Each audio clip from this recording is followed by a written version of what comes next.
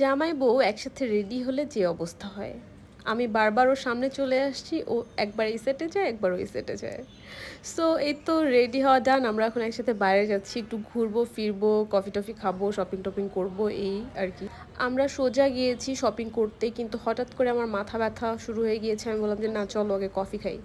তো আমরা এখানে চলে আসলাম কফি খাওয়ার জন্য। কফিটা মোটামুটি ভালোই ছিল। দুইটা ক্যাপাচিনো অর্ডার করেছিলাম। দুইটার উপর দুই রকম ডিজাইন করেছে, দেখতে ভালোই লাগছে। অ্যান্ড কফি তো আমার অলওয়েজ ফেভারেট। কফিটা আমি খুব ভালোভাবে এনজয় করি। গল্প করছিলাম, কফি খাচ্ছিলাম। এই তো কফি খাওয়া শেষ হলে আমরা ডিরেক্ট চলে যাই বাজারে। মানে বাসায় বাজার টাজার ছিল না কিছু, ওগুলো কিনতে হবে, বাজারে চলে যাই। এখন চিন্তা করছি বাজারে যাওয়ার পরে যে মাছ কিনবো না মাংস কিনবো। পরে আর মাছ কেনা হয়নি, মাংস কিনেই চলে আসলাম, কারণ মাছের দাম এখানে প্রচুর বেশি ছিল। আমরা এসেছিলাম স্বপ্নতে।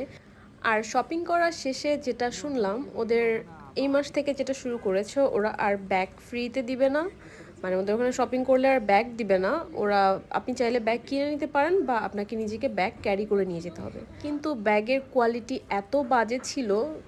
তো আমরা ভাবলাম যে আমরা তো অলরেডি অনেক শপিং করেছি, আমাদের কাছে শপিং ব্যাগ ছিল, তো আমরা আর ব্যাগটা নেইনি। আমরা শপিং ব্যাগে করে আমাদের জিনিসপত্র নিয়ে এসেছি। কিন্তু এই জিনিসটা স্বপ্ন খুব খারাপ করেছে। আর যদিও এটা করে থাকে, ওদের আগে থেকে কাস্টমারদেরকে মেসেজ দিয়ে বা টেক্সট দিয়ে জানানো উচিত ছিল।